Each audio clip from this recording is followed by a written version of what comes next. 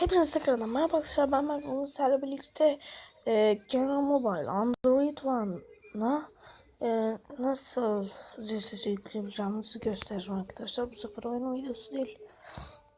İlk önce Google Play'e giriyorsunuz arkadaşlar.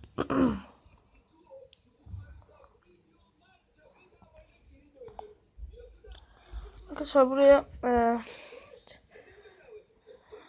S dosya yöneticisi arkadaşlar yazıyorsunuz. Bunu yüklüyorsunuz arkadaşlar. Yüklediğinizde sakın açmayın. Açmayın arkadaşlar. Buraya gelin. Ayarlar kısmından neredeydi?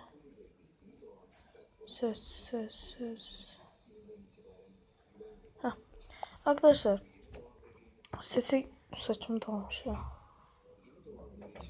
Tamam. Ses telefon sesine giriyorsunuz arkadaşlar. Yalnızca bir defa diyorsunuz.